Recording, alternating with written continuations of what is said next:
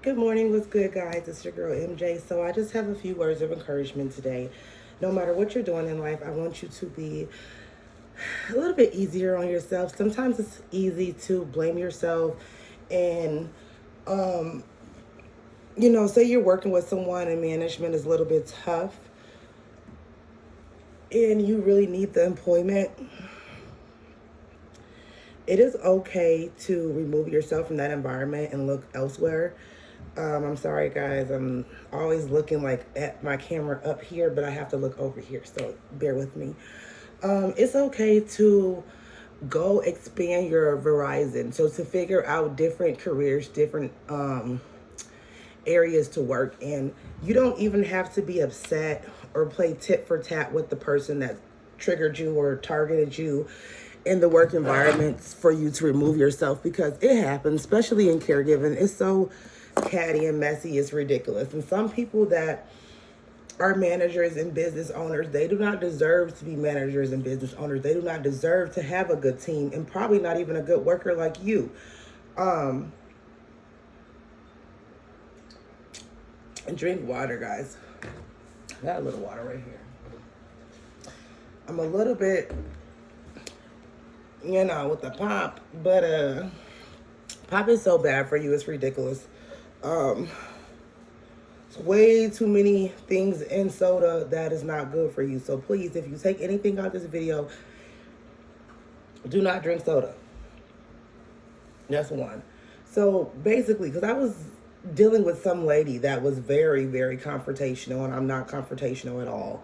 She was the business of a job, so they like to feel like they're the ones helping us because we applied to their establishment. But in all reality, we're helping them because you're giving their business your skills, your everyday availability for them to tell you what's going to happen. And sometimes they're lying. Sometimes you don't even know what's going to go on. You don't even know what you're signed up for. And like, that's what I'm making this video for, is like, when you get to those points when you're like, oh my God, I'm working for a narcissist, or I'm working for someone that is crazy as bat tail,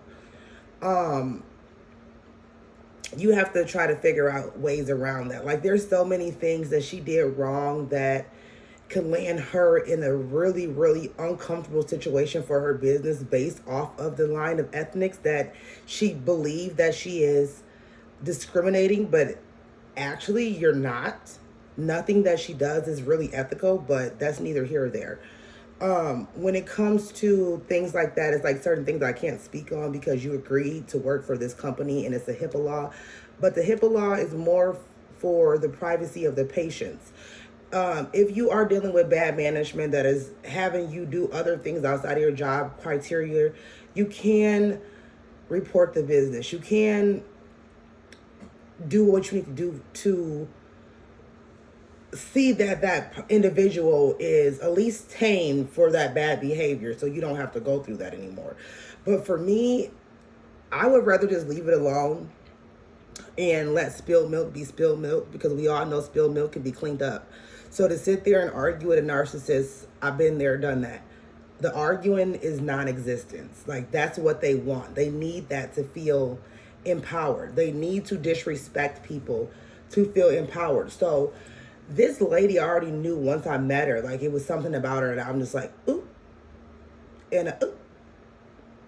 But I still kept on proceeding with the job and the hiring process because I really needed a job. And that'd be the problem. Really needing a job is a problem. You need to save money. You need to make sure that the people that's in your life is not preventing you from doing what you need to do, so you can actually get into the space that you want to get into, the space that you want to be into, so you can prosper. Because if you have, in my case, a disorderly man child that is considering himself to be your boyfriend, you need to reevaluate your life. That means who needs to stay in, who needs to go, what are you doing wrong, what are you doing right. And 9 times out of 10, you're not doing a lot of things wrong, but the one wrong thing that you're doing is so large that it is really a problem. So if you know that dating somebody, they have mental issues, they have behavior issues, nothing is changing. Never expect for a change to come. Okay, expect for you to change your surroundings. You have to remove yourself from a narcissist. A narcissist is not going to remove themselves from an empath. You have to remove yourself from around the little complainer. Okay, that's my nicest way I can put it. The little complainer, the one that always has something to say, the one that never has, their ducks in a line, and they can only, give you what you need doing something that you don't want them to do. That's just how it is. Like when you're dealing with dysfunctional people, their mentality rubs off on you. You could be a straight shooter and everything you do is properly prepared, you're organized, you have goals, you know what you want out of life. But when you decide to date someone, you are almost as one, because if they have behavior issues and they're screaming and they're yelling and they're disrespecting you, just think about people that you love. Right? Would you want to bring that individual around the people that you love to disrespect the people that you love? So all the alliances that you have, all the people that love you can stop loving you based off of the person that you date. And now they're seeing you as two because you kept this individual in your life. You have to remove people like that. This particular scenario is very, very serious. And if you're triggered, I'm so sorry about that. Like, you can exit off this video, and I'm sure there's other people that can talk about it in a way that it does not trigger you, because this video is not designed to trigger people. It's actually designed to help people, especially young women. Another thing that I've seen today on the video, shout out to Carmen. She's going through a lot with her ex-baby's father, Mr. Corey. Hi, Corey. I have nothing to say about Corey. He's very handsome. Carmen's very beautiful. But I'm a mother and I'm Team Carmen. So I'm not going to worry about too much. But anywho, I was watching one of her videos and she was doing one of her Q&As, and she was reading a question that one of her fans had asked her. And one of them was about her baby father, but she wasn't saying the name, but we all know who she's talking about. So basically they said, are you just tired of it? Because like, he at this point have money, he has fame, you have everything that you can ever need. And the fact that he's not with his child's mother, we can see this right online, that he's doing anything and everything to work overtime to destroy her. And that's what happens in relationships, especially relationships that you think that is love, but really it's kind of like a control thing. And I'm not speaking on their relationship because I don't know everything about their relationship. I'm speaking on just like women and men, and in this particular dynamic when it comes to breaking up. Why can't they just exist? Why can't you just coexist? Why can't you just be friends?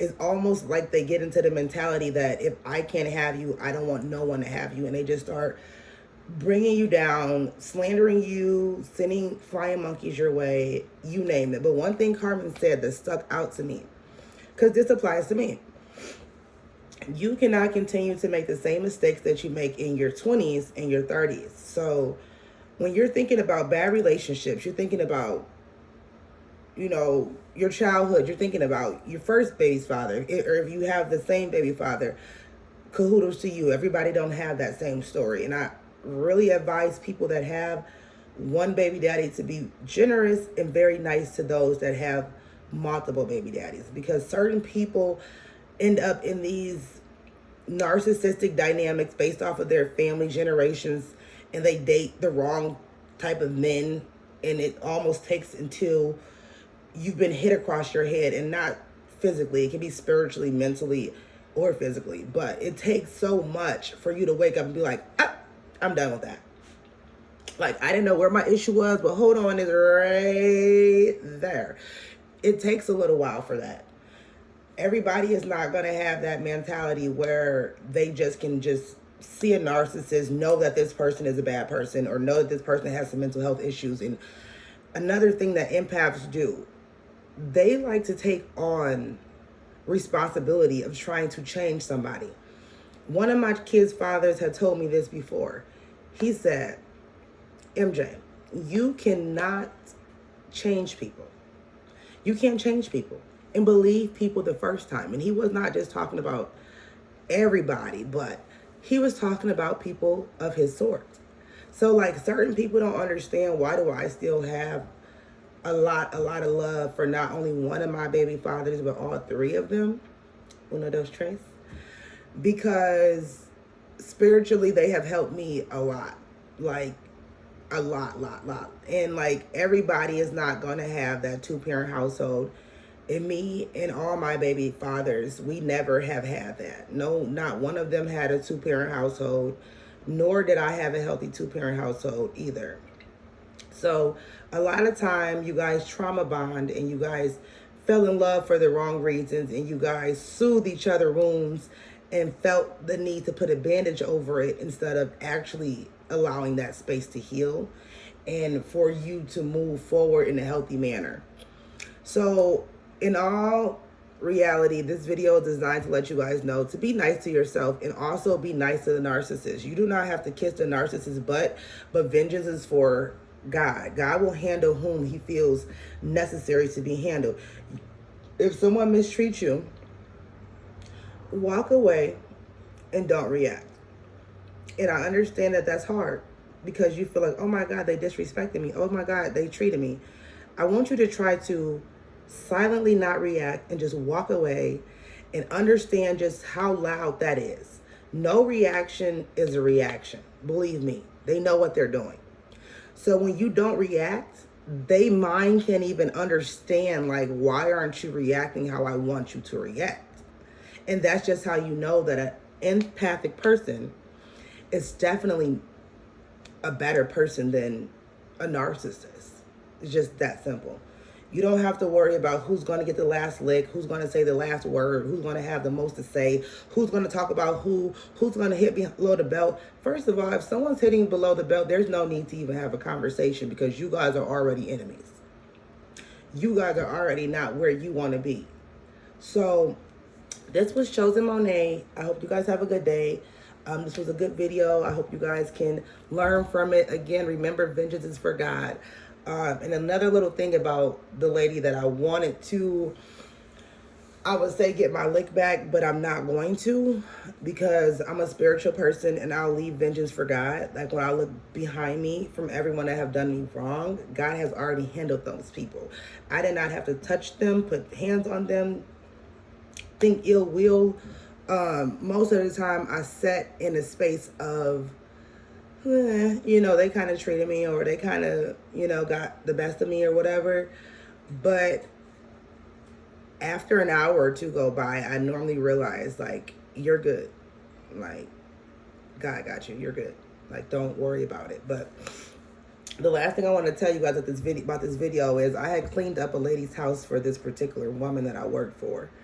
And my job criteria is to be a caregiver and to do light housekeeping. But this lady's house had got beyond out of control. So we literally had to do a deep cleaning.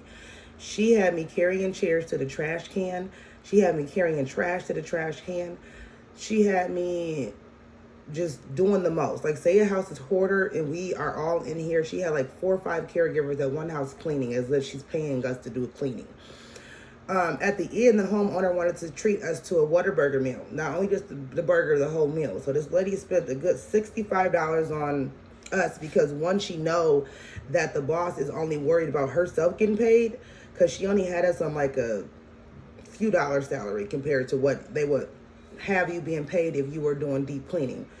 And by the end, she just kept trying to talk to me like a little girl. She kept disrespecting me. I kept ignoring her because she's the boss and I know what she's doing. So I ignore her. My ignore game is like, because who cares, really? But, I had ended up like to the point where I just couldn't anymore. So she sent this lady that she claims her #1 caregiver to go get food, and this lady don't have no teeth. So to me, I'm thinking she's a druggie, but she works for this company. So she goes get our food. The lady had already paid for the food. The lady had like called her son to go get the food. She had tried to go make me look for things that I could not find. She really was bonding with me, the lady that we were working with. Like, I sat right there with her and everything she needed, I was there for her. I went through all types of bins of her things, her shoes, only for one of the caregivers to go throw the whole bag of shoes away that was brand new, that she didn't even wear, that the lady didn't care about that bag of shoes being thrown to the trash because she just wanted money. And that's where the empaths kind of get in trouble, because it's like when you going against a narcissist, she's the business owner, you're the worker, you can't go against them. And I was not going against her at all. Like I said, I was ignoring her, but I'm just letting you guys know the scenario. So one lady tried to tell me to not talk to the other caregivers, said, you don't need to tell him what to do. I will. I was not telling him what to do. I was letting him know that there are bugs in that room and to be careful, because I see how you have me working like a slave since I walked through the door, and I shouldn't be, but we're doing it. So I let him know that. But at the end, it even got worse. I let her tell me to not talk to him and just ignored it, because as she had me and him go take trash out together, we continued to talk about how this is not really the job description, but it's okay, but just be careful, because like the chair that we were carrying, we definitely needed some type of like thing to push it around, and she didn't have the right equipment to do that, nor should we be picking up a large chair that can hold a 400-pound woman, okay, and carrying it to the trash at an apartment complex, and the trash is at the other side of the building. Nor did she consider that that was worthy of the free meal that the lady was giving to us, right? So by the time the meals got there, she had the lady that I said was her best caregiver that did not have any teeth try to go through my food when my food was the only burger that was different than theirs. They all had allowed the lady to order them the same meal, and I had nicely asked her, can she just get me a regular double cheeseburger instead of a spicy double cheeseburger meal? And so basically the owner made it her priority to ruin that meal for me because she knew that I wanted it. She probably figured that she's in need of food because she's new to the area and she's working weird shifts that I'm giving her and just craziness, right? So she tried to act like she didn't know which meal was my meal, but each meal was bagged up in its own bag. Everything was not in one big bag. They had every meal in its own bag, being that the lady paid for 5 different meals. So they try to play with me and touch the food and go through the food. Mind you, the house that we were living in is already, I mean, not living in, sorry guys, working in. It was an apartment. It was already not livable, let alone to drink and eat in there. So why would you want them playing with your food? If I'm the one with the different meal, then I'm the one that should be going in the back to get my meal.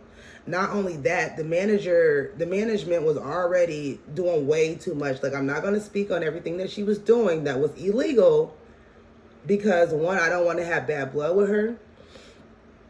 2, this is her territory. A little bit, not really. And 3, there's more opportunity out there outside of her particular profession, and she might not be around long, being that she was forcing the clients to give reviews while we're there cleaning. I thought they were supposed to give a review on their own, but she's sitting here trying to talk professional, but really doing a lot of weirdness. So, one, I also learned to not tell other people's business. And, you know, that's just her business and how she's doing it. Eventually, I feel like it will catch up to her and God will discipline her. But I wanted to let you guys know I had to leave that day without my meal because when I let them know after her and the other girl kept going back and forth playing with my food, I'm spiritual, so I already felt like they had did something to my drink.